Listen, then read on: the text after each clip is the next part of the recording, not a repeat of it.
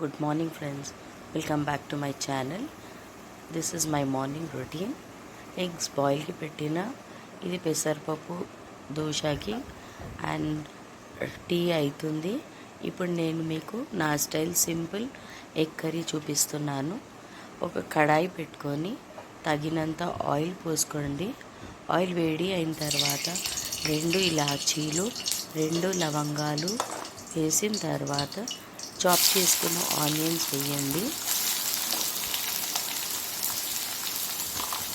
Onions చాలా golden brown అయ్యే అవసరం లేదు, జస్ట్ ట్రాన్స్పరెంట్ అయ్యే వరకు ఫ్రై చేసుకోండి. దాంట్లో కొంచెం సాల్ట్ వేసుకోండి, తొందరగా మగ్గిపోతుంది. కొంచెం సాల్ట్ వేసుకోండి, ఫాస్ట్గా బ్రౌన్ అయిపోతుంది. ఇప్పుడు దానిపైన ఒక మూత వేసి ఒక 5 minutes వదిలేస్తే మగ్గిపోతుంది. ఇప్పుడు టైం వచ్చి 6:10. ఇప్పుడు నేను పల్లీ చట్నీ చూపిస్తున్నాను. పెసరట్టుతో పల్లీ చట్నీ. కొంచెం ఆయిల్ పోసుకొని దాంట్లో పల్లీలు వేయించుకోవాలి. అది బ్రౌన్ అయిన తర్వాత దాంట్లో ఒక 2 టమాటోలు కట్ చేసి వేసుకోండి.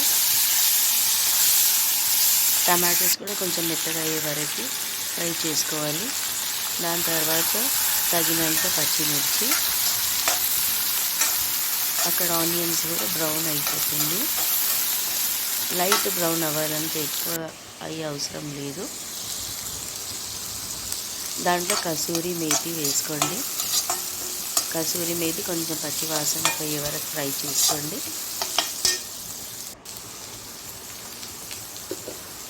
కొంచెం అల్లం వెల్లుల్లి పేస్ట్ ఒక 2 minutes వరకు సాటే చేసుకోండి.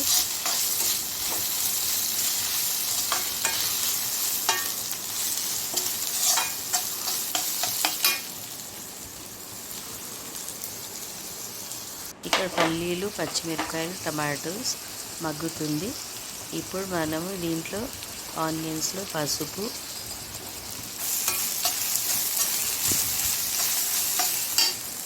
ఎగ్ కర్రీ కదా కొంచెం పసుపు ఎక్కువ పడుతుంది.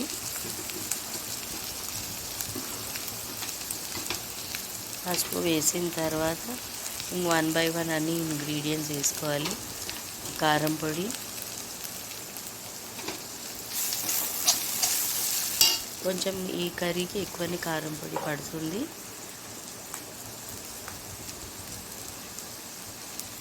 ధనియాల పొడి,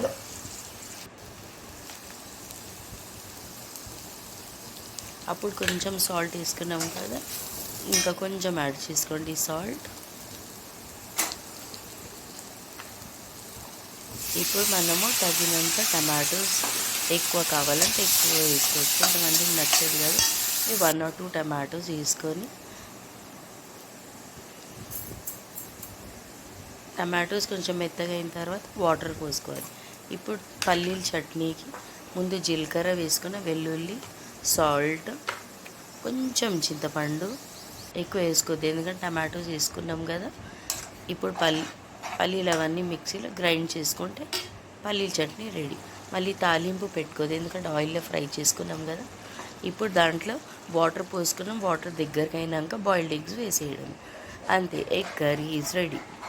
అన్నం